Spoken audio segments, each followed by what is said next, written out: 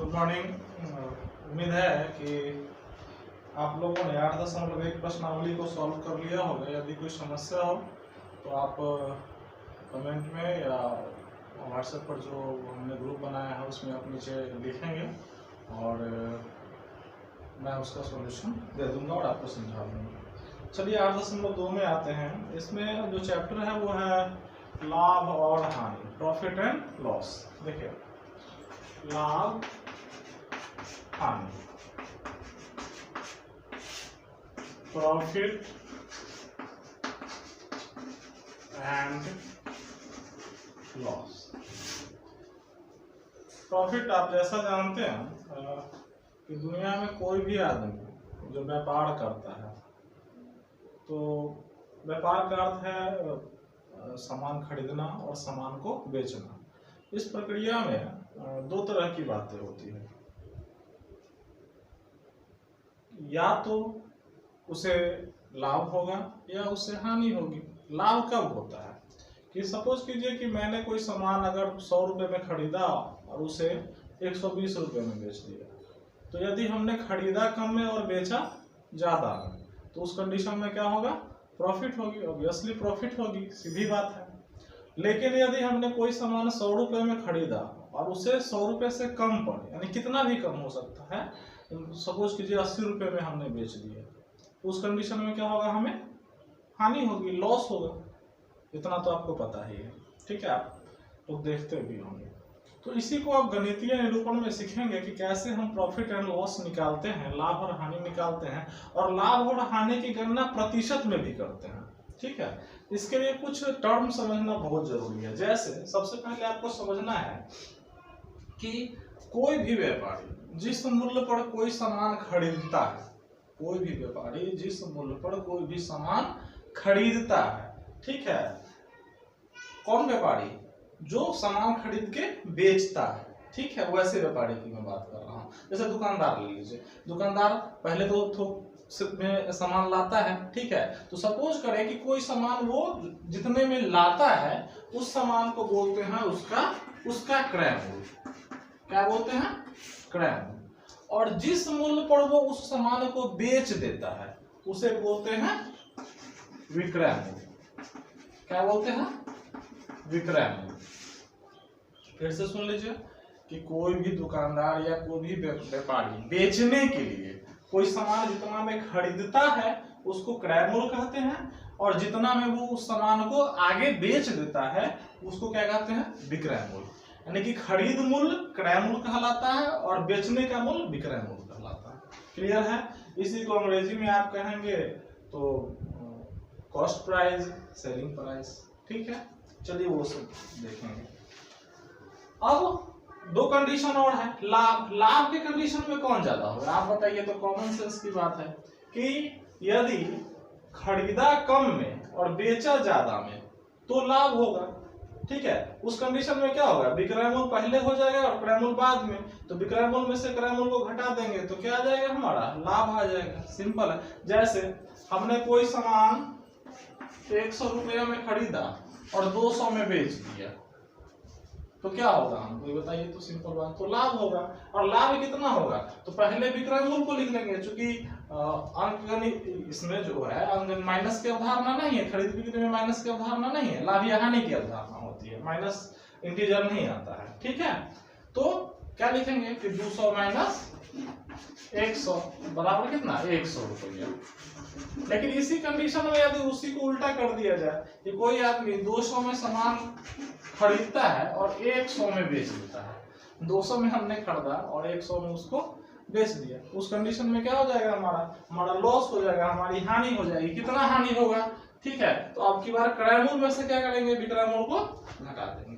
ठीक है, तो क्लियर जान लीजिए कि यदि कोई व्यापारी जितने में कोई सामान खरीदता है उस मूल्य को क्रय मूल्य कहते हैं, और उसी सामान को वो जितने में बेच देता है उसको उस सामान का विक्रय मूल्य कहते हैं। इस व्यापार में दो तरह की बातें हो सकती है, वैसे होती तो 3 तरह की बात है।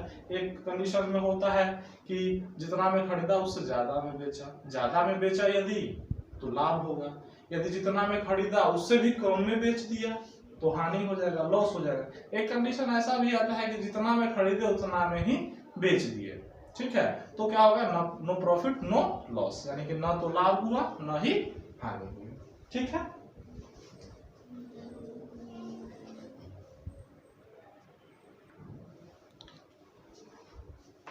अब थोड़ा क्रैमूल को थोड़ा सा और क्लियर हो लेते हैं। देखिए कभी कभी क्या होता है, सपोज कीजिए कि हम एक दुकानदार हैं, मेरा घर बलिगांव है और हम एक दुकानदार हैं, मेरे किराने की शॉप है, ठीक है, तो हम ताजपुर या समस्तीपुर से थोक माल लेते हैं, ठीक है, थोक सामान उठाते हैं। तो सपोज कीजिए कि हमने कोई सामान, सपोज कीजिए कोई एक सामान ले लेते हैं, ठीक है, 500 रुपए का खरीदा, कितने का खरीदा, 500 रुपए का। समस्तीपुर में हमको ये थोक का जो ये था, उसने 500 रुपए में ये सामान दिया।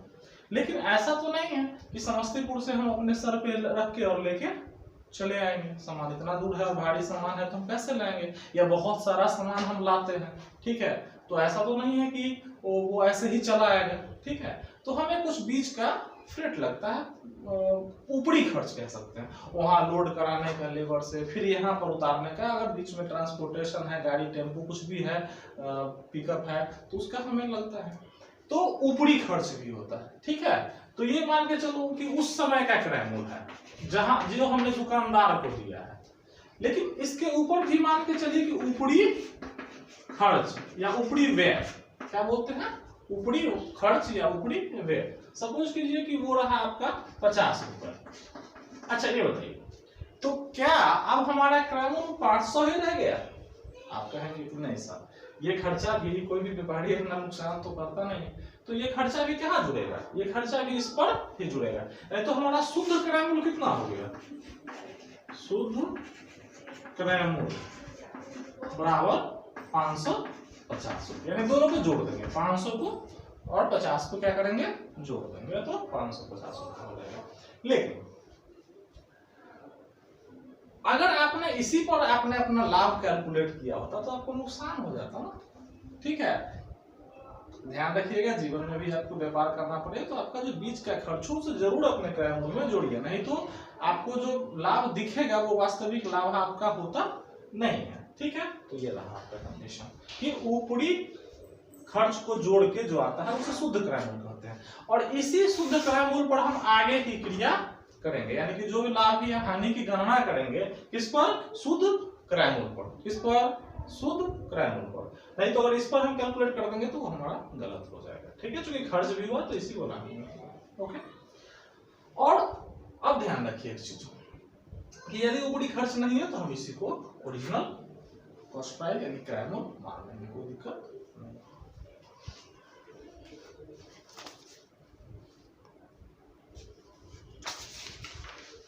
चलिए आपका ये 8.2 जो चैप्टर है क्लास 8 का, ठीक है, बिहार बोर्ड, उसका जो फर्स्ट क्वेश्चन है कि रोहित ने एक पुराना अलमीरा 6700 रुपए में खरीद कर उस पर 300 रुपए उसके मरम्मत में खर्च करता है, उसके बाद उसे वह 7500 रुपए में बेच देता है, उसका लाभ या हानि प्रतिशत ज्ञात कीजिए। तो चलिए हमने इसका गणितीय निरूपण पहले ही कर दिया, गणित में लिख दिया कि वो 6700 रुपए में कोई अलमीरा जो है खरीदता है, यानी कोई सामान जो है वो कितने में खरीदता है, 6700, तो उसका क्रय क्या हो गया, 6700। जैसा हमने पहले ही बताया कि जिस मूल्य पर कोई सामान खरीदता है कोई व्यापारी उसे क्या कहते हैं, क्रय। तो 6700 रुपए में खरीदा तो क्रय क्या हो गया हमारा, 6700 रुपया। अब कहता है कि खरीदकर उस पर 300 रुपए उसके मरम्मत पर खर्च करता है, यानी कि उसका ऊपरी खर्च भी कुछ हुआ, जैसे कोई सामान खरीदा वो उतना एग्जैक्ट नहीं था तो उसको थोड़ा सा फिनिश कराया, ठीक है, तो उस पर उसको कितना खर्च हुआ, 300 रुपए खर्च हुआ, इसको हम क्या मान लेंगे, ऊपरी खर्च। और फिर उसको क्या करता है, वो बेच देता है 7500 रुपए में, क्या करता है, 7500 रुपए में बेच देता है। तो हमने लिख भी दिया कि विक्रय मूल्य क्या है हमारा, 7500 रुपया। अब कहता है कि इस पूरे प्रक्रिया में उसको उसका लाभ या हानि, या मतलब क्या, या तो लाभ होगा या हानि, ये भी आप ही को निकालना है। वो नहीं कहेगा कि लाभ प्रतिशत ज्ञात करें या हानि प्रतिशत, आपको एग्जैक्ट निकालना होगा कि लाभ हुआ है हानि, उसके बाद उसका प्रतिशत कैलकुलेशन आप करेंगे, ठीक है। तो सबसे पहले देखते हैं कि क्रय मूल्य तो हो ही गया हमारा, ऊपरी खर्च हो ही गया। अब एक टर्म है हमारा, हल में आएंगे कि शुद्ध क्रय मूल्य कितना है, क्या, शुद्ध क्रय मूल्य।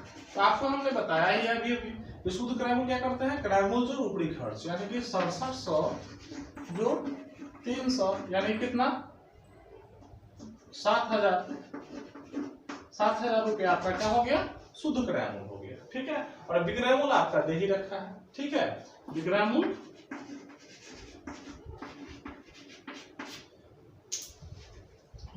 आपका दे ही रखा है, कितना है 7500 रुपये। अच्छा ये देखिए 7000 उसका लागत है और 7500 में बेच दिया, तो ऑब्वियसली क्या होगा, लेकिन ज्ञात कैसे करेंगे। ठीक है कि विक्रय मूल्य माइनस क्रय मूल्य बराबर क्या होता है, लाभ होता है।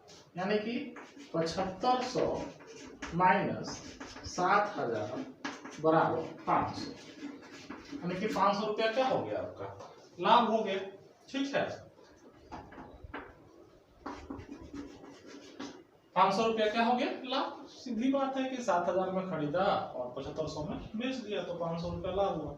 अब लाभ प्रतिशत याद करते हैं, इसको याद कर लीजिएगा कि लाभ गुने 100 क्रय। यानी कि याद रखिएगा कि लाभ या हानि किसी की भी गणना किस पर होती है, क्रय मूल्य पर होती है। किस पर होती है, क्रय मूल्य, कितने में खरीदा गया, शुद्ध क्रय मूल्य, तो क्रय मूल्य पर ही इसकी गणना होगी। तो लाभ कितना है 500 गुने 100 क्रय मूल्य। अब ध्यान रखिएगा कि क्रय मूल्य नहीं, शुद्ध क्रय मूल्य की बात हम जब भी करेंगे तो शुद्ध क्रय मूल्य, चूंकि हमारा लागत तो 7000 है। ठीक है, तो 7000। ठीक है, ये 2 शून्य से ये 2 शून्य कट गया, इससे ये कट गया, तो 50/7% या 749 1, यही आपका क्या हो गया। ठीक है, इसको नोट डाउन कर लीजिए, कोई परेशानी हो तो आप कमेंट में बोलेंगे, हम समझा देंगे।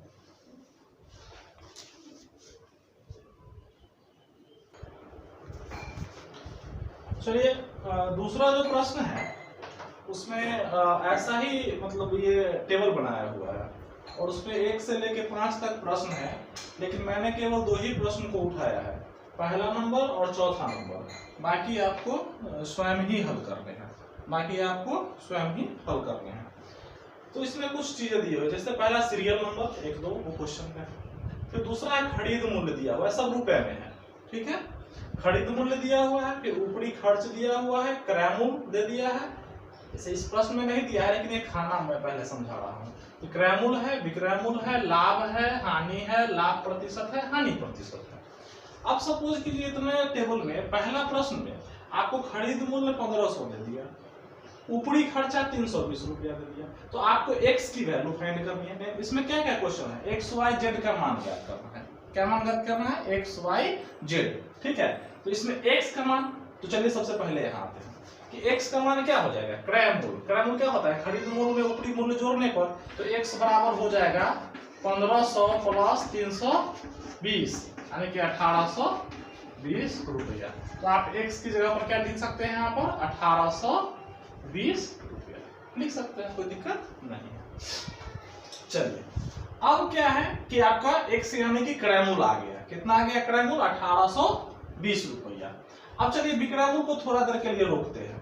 ठीक है, लाभ कितना है 280 रुपया, कितना है 280 रुपया। अच्छा ये बताइए कि क्रय मूल्य में यदि लाभ को जोड़ दिया जाए तो विक्रय मूल्य निकल जाएगा। सपोज कीजिए कि हमने कोई सामान 500 रुपए में खरीदा है और हमको 100 रुपया का लाभ होता है, प्रॉफिट होता है, इसका मतलब हमने वो सामान कितने में बेचा। जैसे सुन लीजिए क्वेश्चन, कोई सामान हमने 500 रुपए में खरीदा और हमको 100 रुपये का प्रॉफिट हमने लेके उसको बेच दिया, तो कितना, एकदम सही जवाब आपका आएगा कि सर 600 में बेचे होंगे तब ना हमको 100। तो हमने क्या किया कि क्रय मूल्य को और लाभ को जोड़ दिया और क्या निकाल लिया, विक्रय मूल्य निकाल लिया।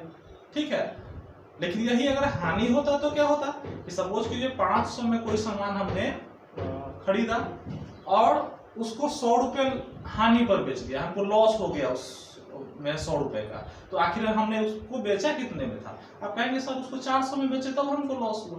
तो याद रखिएगा कि यदि क्रय मूल्य में लाभ दिया हो तो विक्रय मूल्य निकालने के लिए जोड़ देंगे, और क्रय मूल्य और हानि दिया हो तो विक्रय मूल्य निकालने के लिए उसको क्या करेंगे, क्रय मूल्य में से हानि को घटा देंगे। तो दिक्कत नहीं। तो यहाँ पर क्या है कि क्रय मूल्य आ गया आपका x, क्रय मूल्य को ही यहाँ x बोला गया। क्रय मूल्य क्या आ गया 1820 रुपया, लाभ कितना है 280 रुपया। तो y निकालना आसान है ना, तो y बराबर क्या हो जाएगा 1820 जोड़ 280। यहाँ y क्या है विक्रय मूल्य, विक्रय मूल्य क्या होता है क्रय मूल्य जोड़ लाभ, ठीक है। ठीक है, तो 2100 रुपया हो गया, ये कितना हो गया 2100, आप इसको जोड़ लेंगे। अब यहाँ पर एक चीज और बच गया हमारा जेड निकालना। क्या निकालना जेड। अच्छा जेड के ऊपर क्या है लाभ प्रतिशत, यानी हमको क्या निकालना है लाभ प्रतिशत। ये क्रय मूल्य है, ये विक्रय मूल्य है और ये लाभ है, तो लाभ प्रतिशत निकालना है। तो जेड बराबर लाभ प्रतिशत बराबर क्या होता है फॉर्मूला, लाभ गुने 100 बटे क्रय मूल्य, यही ना होता है फॉर्मूला, लाभ गुने 100 बटे क्रय मूल्य, ये वाला। तो लाभ कितना है तो दिया हुआ है, चलिए दिया हुआ है, गुने 100 क्रय मूल्य भी आ गया हमारा 1820 रुपया। चलिए इसको कुछ काम करते हैं इसका।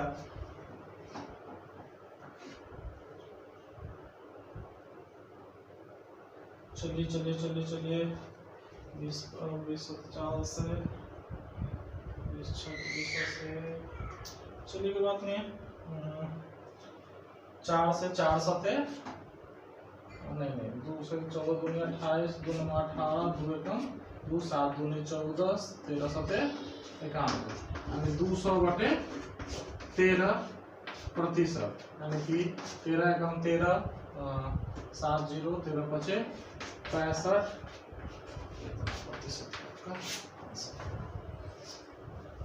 चलिए इसको नोट डाउन कर लीजिए।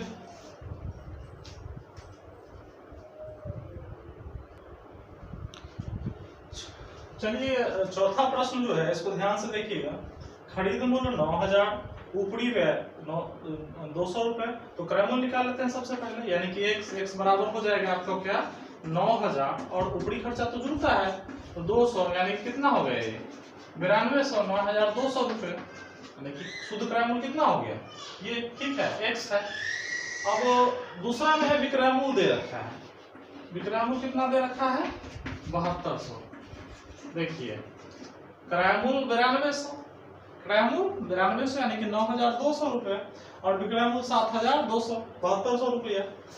अच्छा तो अब बताइए, आप थोड़ा सा कॉमन सेंस लीजिए कि खरीद ज्यादा है और बिक्री कम में है, तो क्या होगा लाभ की हानि होगा, हानि, असली हानि। तो यही देखिए y दे दिया यहाँ पर हानि, तो हानि y निकालने के लिए क्या करेंगे, ठीक है, एक क्रय मूल्य में से विक्रय मूल्य को क्या करेंगे घटा देंगे, ठीक है, ठीक है।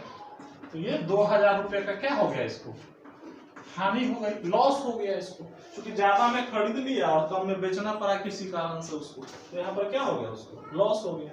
तो चलिए y भी आपका आ गया, x आ गया y आ गया, और अब क्या कहता है जेड हानि प्रतिशत, बिल्कुल हानि हुई है तो हानि प्रतिशत ही कहेगा ना, लाभ में डैश कर दिया, लाभ कैसे कर सकता है जब हानि आया तो हानि प्रतिशत। तो जेड बराबर हम जानते हैं कि लाभ प्रतिशत होगा तो लाभ गुने 100 बटे क्रय मूल्य, हानि प्रतिशत होगा तो हानि गुने 100 बटे क्रय मूल्य, हानि गुने 100 बटे क्रय मूल्य, हानि गुने 100 बटे क्रय मूल्य, लाभ गुने 100 बटे क्रय मूल्य, लाभ गुने 100 बटे क्रय मूल्य, लाभ प्रतिशत और हानि प्रतिशत। तो हानि गुने 100, हानि कितना है ये बताइए, तो आप आया ना 2000 रुपये, गुने 100 बटे क्रय मूल्य, खरीदा कितना में था 9200 में, ठीक है। अब हमको 9000 से नहीं मतलब है, हमको इससे मतलब होता है हमको, ठीक है। चलिए इसको अब कुछ किया जाए,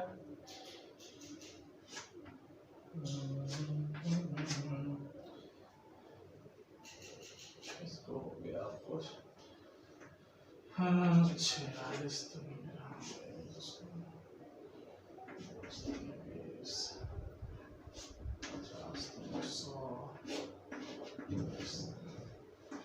500 बटे 23%, की तरह 40 तो इसे हम 28 17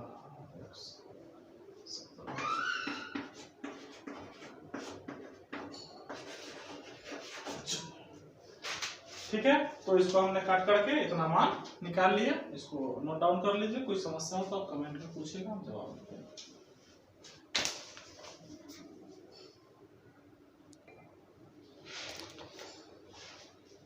चलिए तीसरा प्रश्न है कि एक बिजली के पंखे को 510 रुपया में बेचने पर एक दुकानदार को 15% की हानि उठानी पड़ती है।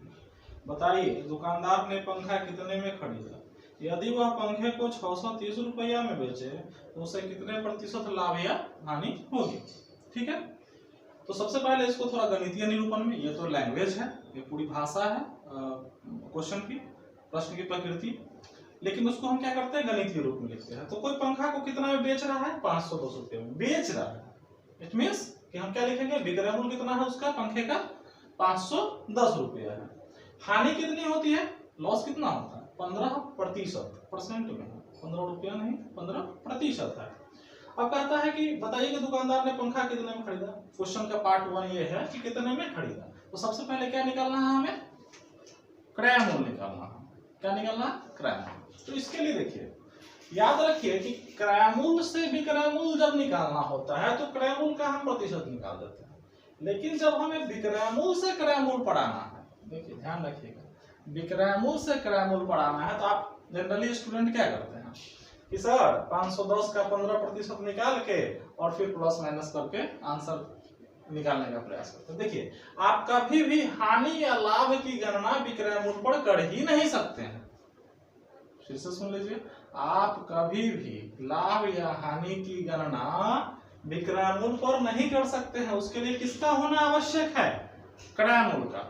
लेकिन देखिए प्रश्न तो यह है कि इसने हमको विक्रय मूल्य ही बता दिया और हानि भी बता दिया, इतना प्रतिशत है, लेकिन ये क्रय मूल्य नहीं बताया। तो हमको तो क्रय मूल्य निकालना है, हम प्रतिशत जो इसका ये करेंगे तो क्रय मूल्य तो है नहीं दिया हुआ।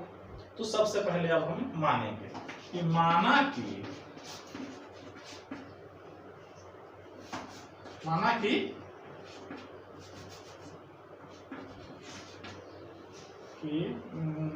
क्रय मूल्य बराबर 100 रुपया। चलिए x छोड़ देते हैं, 100 पर ही मान लेते हैं। और हानि कितना है? 15%। अच्छा ठीक है, 100 रुपया आपको 7th क्लास में बताए थे कि बराबर हम लोग 100 रुपया मानते हैं कि नियम में क्यों मानते हैं। ठीक है, देखिए 100 मानने से हमें फायदा क्या होता है कि 100 का 15% 15 ही हो जाएगा, 100 का 20% 20 ही हो जाएगा। लेकिन यदि हम 200 मानते तो 30 हो जाता ना, तो हमें फिर कैलकुलेशन करना पड़ता। इसीलिए सबसे आसान जो होता है मानने में वो 100 होता है कि चलो क्रय मूल्य का 15% है तो 100 का 15% तो 15 ही। ठीक है, ठीक है, तो हानि 15%, ठीक है, या अब यहाँ पर हो जाएगा 15 रुपया। क्यों? क्योंकि हमने 100 ही माना है।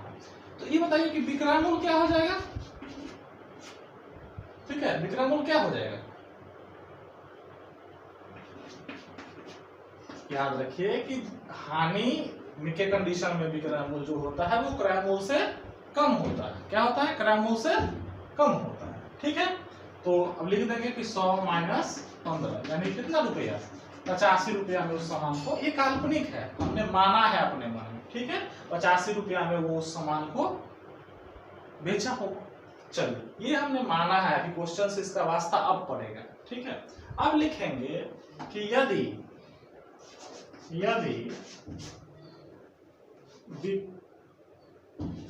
विक्रय मूल्य 85 रुपया है तो क्रय मूल्य कितना है? 100 रुपया। देखिए यदि विक्रय मूल्य 85 रुपया है तो क्रय मूल्य कितना है? 100 रुपया। यदि विक्रय मूल्य 1 रुपया है तो क्रय मूल्य कितना है? 100/85। चलिए ट्रिक के लिए आपको बता देते हैं कि इसके बटे में इसको रखिएगा, इसके बटे में इसको रखिएगा, इसके बटे में इसको रखिएगा। लेकिन वास्तविक विक्रय मूल्य कितना है? 510। तो हम क्या लिख देंगे? 510। ठीक है, यदि 510 रुपया विक्रय मूल्य है तो हमारा क्रय मूल्य होगा 100/85 × 510। ठीक है। 17 तिया 51, 17 पचे 85, 50 20 से 5 20 से 100, 600 रुपया। यानी कि हमारा क्रय मूल्य कितना था? 600 रुपया। क्या था हमारा क्रय मूल्य? कितना था? उस क्या है ये पंखे का क्रय मूल्य कितना था? 600 रुपया।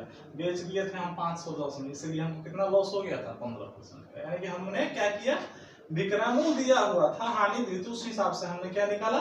क्रय मूल्य। और उसके लिए हमने क्या प्रयोग किया? एक नियम का। किसका? एक नियम का। चलिए अब क्वेश्चन के दूसरे भाग में आते हैं। फिर आगे क्वेश्चन कहता है कि यदि वह पंखे को 630 रुपया में बेचे तो क्या कितने % का लाभ या हानि होगा? तो ठीक है, नया विक्रय मूल्य बराबर 630। अब देखिए 600 रुपया क्रय मूल्य है और विक्रय मूल्य 630 है, तो कितना हो गया लाभ? लाभ बराबर 630 माइनस 600 यानी कि कितने रुपया? 30 रुपया। तो लाभ प्रतिशत भी निकाल देंगे, ठीक है, बराबर 30 गुने 100 बटे क्रय मूल्य कितना? 600, ठीक है। तो 30 यानी कितने प्रतिशत हो गया? 5% लाभ हो गया। यानी कि क्वेश्चन का दो भाग है। पहला तो आपको क्रय मूल्य फाइंड करना है, फिर एक नया विक्रय मूल्य क्वेश्चन ने अपने मन से दे दिया कि यदि उसने इतने में बेचा होता तो क्या होता, तो ये कंडीशन है, ठीक है। इसको नोट डाउन कर लीजिए।